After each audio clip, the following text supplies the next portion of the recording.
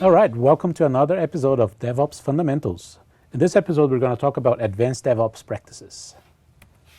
So, as usual, I'm Thiago Almeida at NZThiago on Twitter, and this is David. David, Senior Technical Evangelist at DTZAR. Cool. All right, so let's just jump into some of the topics that we found or practices that we found that are a little bit more advanced once you've mastered the main ones that we've been talking about.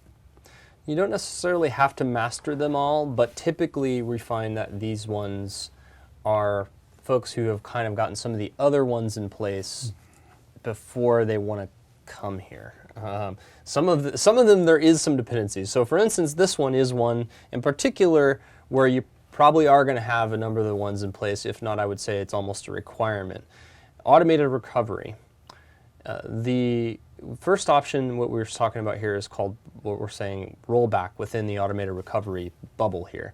And so what happens there is, let's say you update the 2.0 version of the code and you push that out into production, and their 2.0 version of code breaks something. In a rollback scenario, what you would do is you would have, knowing that 1.0 is good, you would detect that problem and then push the 1.0 code 1.0 version of the build, let's say, out back into production to try and reduce your outage, your downtime, and help with your MTTR metric, right? Mean time to repair or recover.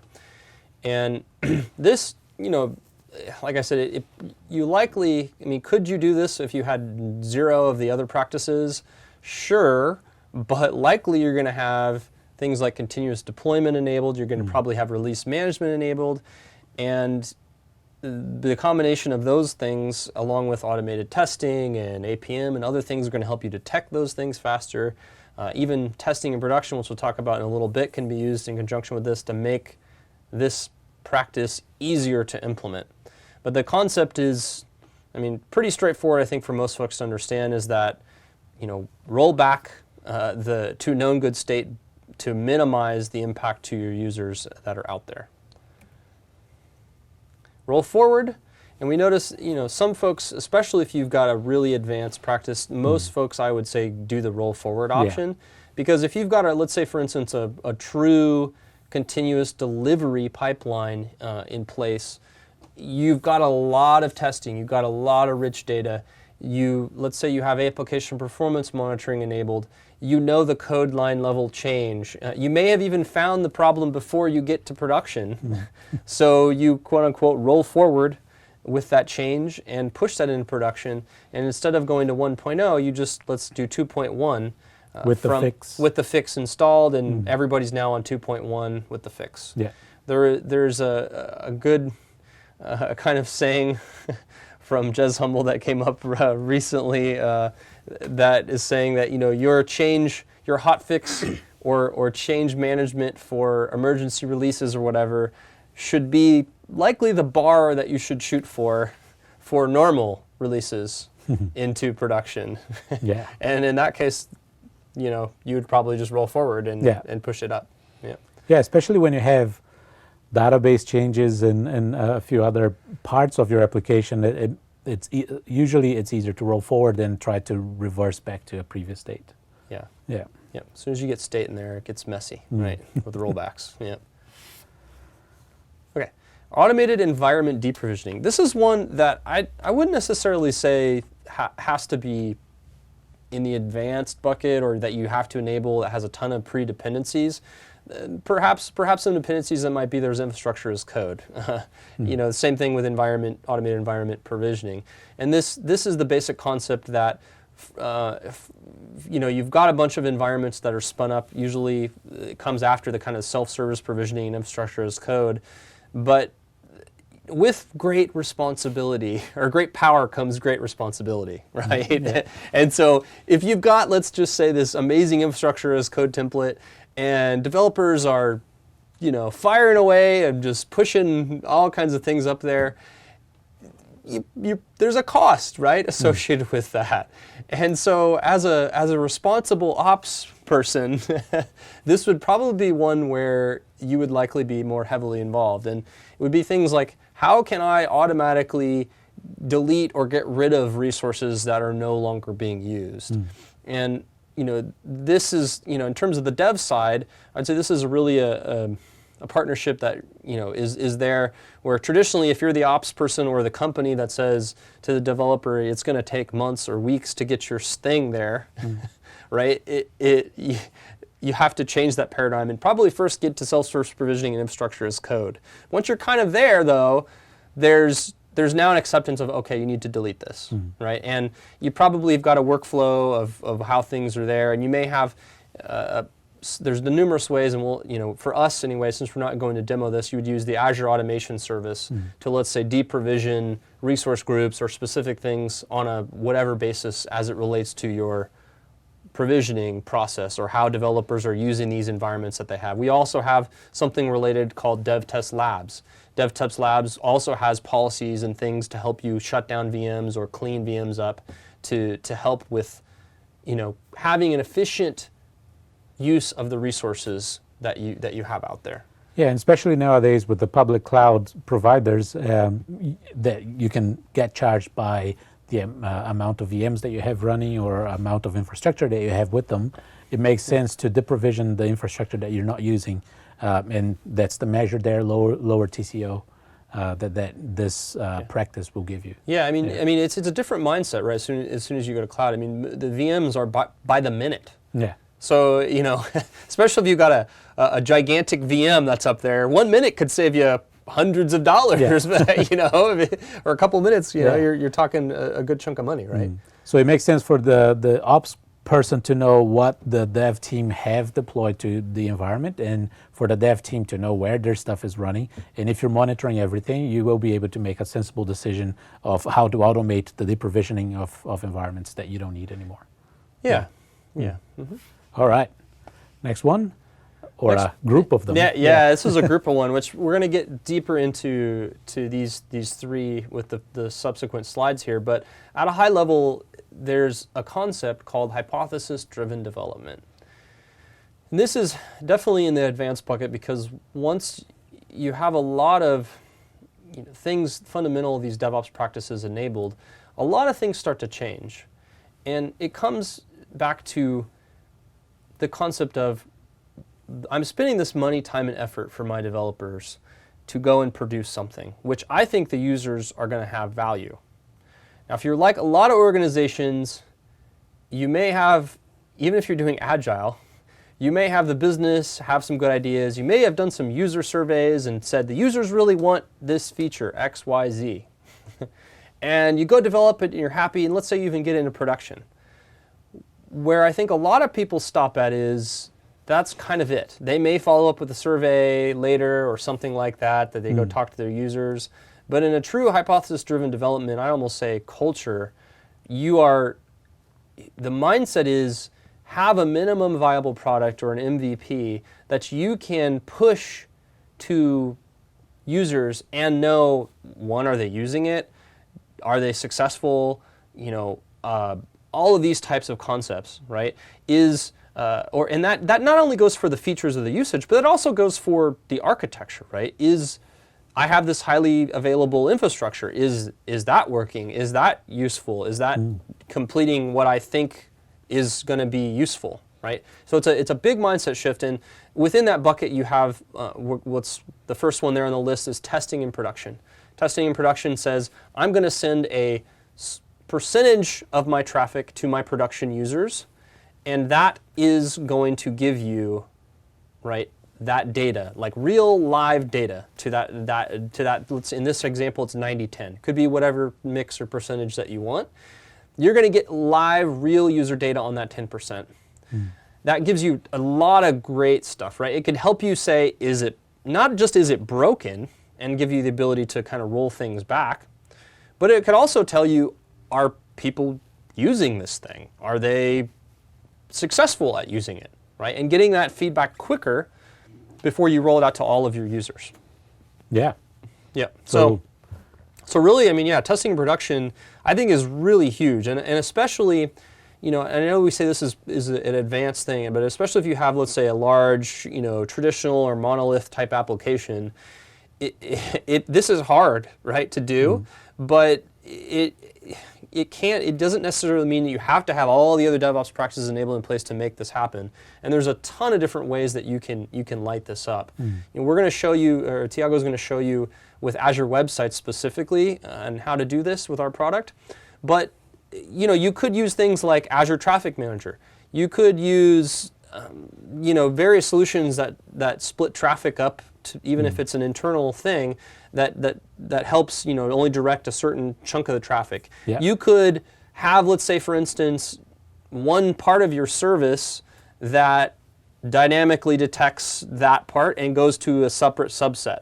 You could have only certain users who enroll in beta, right, go to one thing. You could have feature flags to help light this up, right? You enable certain feature flags, and those feature flags help light up a subset of the traffic for your production users. Right? There's a lot of options and a lot of ways to cover this. We're going to just talk about one of them today, but I would encourage you, especially, no matter where you're at, and especially if you have really painful release processes, and when you go to production, to think about how, because this is probably a longer term thing, especially with a traditional or monolith app. How can we try to start thinking about this? Yep. What are things in the way we're coding now, or the service, or the other things we have that we can start to try and implement this in our app? Yeah, and especially if you're already confident with everything else, your production code is working fine. Now is start experimenting with how you could improve what's already in production instead of always trying to chase up fixing bugs, fixing problems. Now you're going towards experimenting and improving your solution for your customers. Yeah, and if you've got a large, let's say, change management, process of all these people have to sign off and buy in before the thing goes to production, that helps a lot, right? You say, well, let's push it out there. It's only 1% of people, or 5% of people, and we're gonna be, it comes back to this is really great in conjunction with the roll back, roll forward kind of thing, because you ideally, in conjunction with this, that helps, right? You can dial the traffic down to 0, and that becomes part of your roll back, roll forward plan, in this instance, to help minimize your risk and get you, have people start to be more comfortable with releasing features and code faster into production. Yeah. So let's keep on going here. Here we go. Next one, user telemetry. Yeah, user telemetry.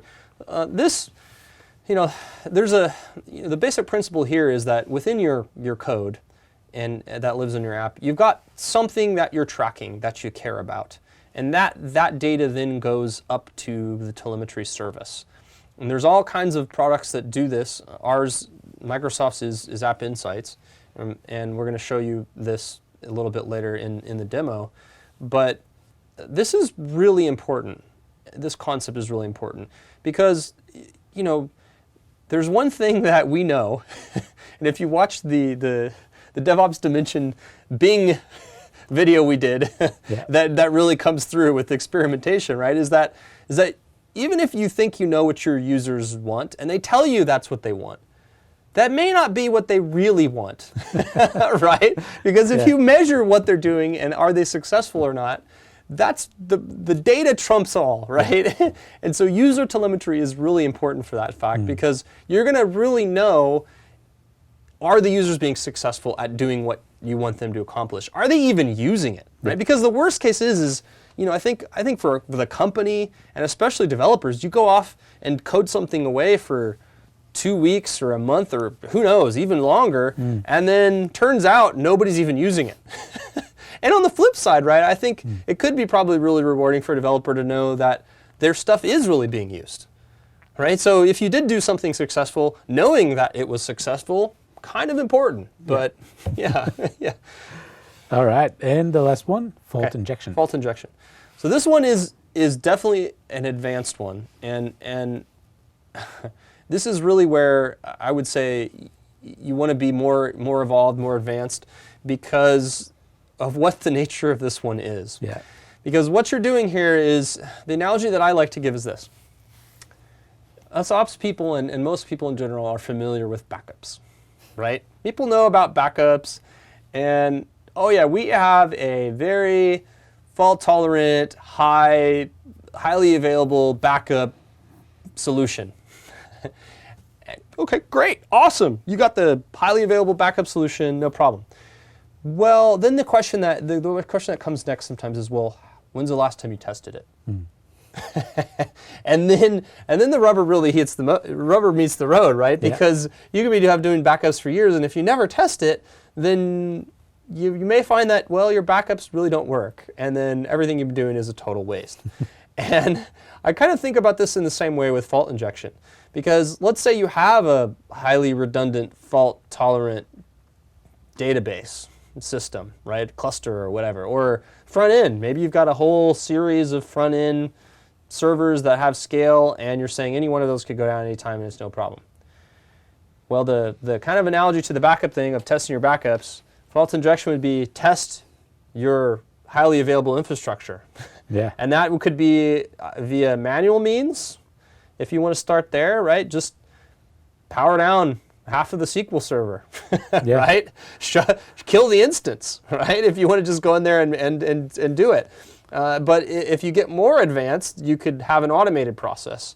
You know, I think a lot of people point to Netflix in this space and the Chaos Monkey and the Simian Army, where a lot of folks are, you know, they have a suite of tools that inject failures for all kinds of things. And you don't, you know, typically, right, you're gonna, that requires a lot of practice and guts, because likely you're gonna have, you know, practices in place to help recover from those kinds of failures. And you're gonna have a plan, you're gonna have a way to quickly push changes or updates to your infrastructure and or your builds or your codes to kind of back that up. Yeah, make sure it's really resilient. Yeah, you're gonna have a lot of preparation and probably a lot of other fundamental DevOps practices in place before you start powering down servers or killing them at random. Or like Netflix, a whole region. Yeah, just delete a whole data center and just see if you still live, right? You know, just unplug the cable, right? And see what happens, right? Okay. All right, so we have one demo for you to show user telemetry and the test in production sample. So let's jump into that. So here we are back into our my Azure portal, where we have the Parts Unlimited solution deployed. And for the DevOps Funds web, the website, the main production website for our solution, you see that I have also a deployment slot called staging, which we've been using to deploy solutions. So what I set up when we looked at the release management part of the episode for release management, I set it up so that I deployed an update to the site that's in our staging slot, so this DevOps web staging, and one in production. So the production one, if I go into the code here, it has a discount of 20% on the page, and the staging one has 90%. And we want to pit the two of them together, sort of like in I call it the Thunderdome test, to see which one of them will do better. And the Thunderdome, The Thunderdome, all right. Yeah, bring on the dome. Yeah. Okay.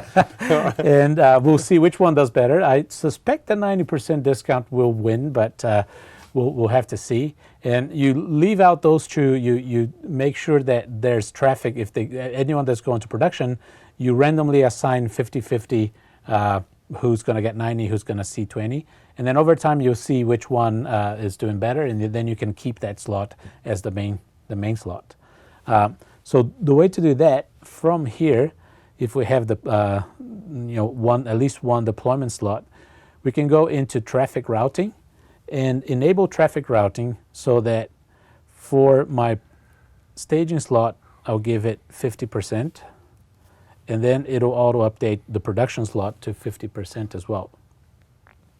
So once I save that, it's now whenever you browse to the production slot, it's actually going to route people between the two. So I had open here just to show you the production one, DevOps Fund Web, showing 20%, and now DevOps Fund Staging, it was showing, let me go to the first one here, it was showing 90%.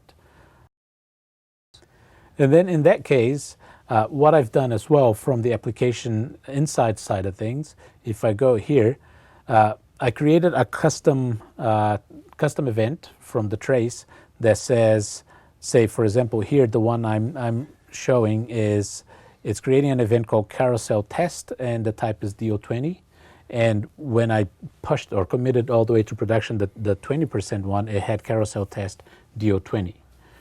So the way to check that is I saved a couple of searches that you can go from search, one for DO20. I'll just expand the time range here to show us the last 48 hours. You can see that there were 5 people in production on the production slot that clicked on DO20. So that's 5 custom events. And if I go to DO90, you can see that there's been 9 of those clicks there as well. So imagine that. People want a 90% discount over the 20%. Yeah. That's a shocker, huh? So that gives us a very clear view that people definitely are liking the deal, the 90%, and then we can decide to go ahead and make that the production slot for a web app. Yeah. So I think it's really important to call out here that, I mean, this starts to get into, the combination of user telemetry and testing production gets into kind of the concept of experimentation. And if you really want to get into that, it is a lot more complex. There's a lot of science behind experimentation. So you can get, depends on how specific you want to get here. I mean, and in this case, we're saying, 50-50 traffic, probably over some time, you start to get an idea of one versus the other. But there's a lot more to it if you really want to get deep into experimentation. For that, I'd recommend you check out the DevOps Dimension episode we did with Bing and some of the resources that we mentioned there on how if you really want to get into it, on how to drive an experiment, how to know who wins, and there's a lot of other things you want to think about here, but this at least gives you a flavor of how you can light this up fairly easily, and this is, I think, one of the big advantages of Azure Web Sites and our App Insights technology being used together, because you could get that up and running fairly quickly to get the foundation to run experiments. Yeah, and if you implemented your solution so that you can enable specific features for specific users, then as long as you have the telemetry to show you which users are clicking on the discount in this case, then you'll be able to tell which one is doing well or not. Yeah, and you can, there's ways to export all the raw data as well, for instance, from App Insights. There's, you can plug that into Power BI. You can start to do a lot of different queries and advanced things on the data that you get here that is beyond the real scope of this module. Yeah. But gives you the idea. Cool. Yeah. All right, so that was it for that demo, just to give you a quick overview. And if we go back to our slides, we just have one last slide. This is the last episode of the series. I hope you enjoyed it. If you haven't watched all the other episodes, then do check them out. I've had a lot of fun with other people from Microsoft that helped me present. And as usual, check out DevOps Dimension. If the Bing episode that we mentioned today isn't out yet, it should be pretty soon. And at the end there, we have the hands-on labs for Parts Unlimited. There's a couple of labs there for App Insights and Telemetry, so if you want to check that out, that's in there as well. Yeah, so since we're on the last module, we'll go through all of the options there. The top one is going to give you kind of our home Microsoft landing page for DevOps. There's a lot of different things that we push in that space. The middle one that's there is the aka.ms/DevOps Learn. There are a number of courses that relate to DevOps from various topics, Azure automation, there's things like PowerShell and a number of other technologies that relate in different ways to DevOps, and that's a good resource to check out. That's an MVA? Yeah, so that redirects to an MVA kind of course page.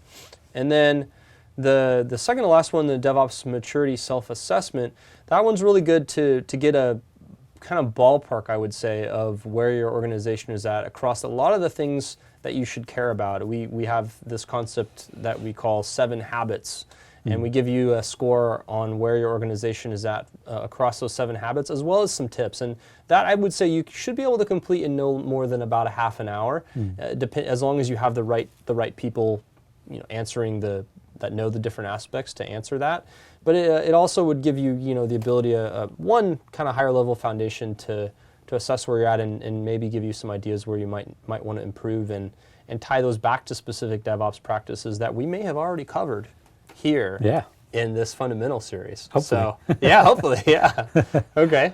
All right, so Alrighty. That's it for the series. Thanks, David, for joining me in this one, and hope you had fun as well. Thank you.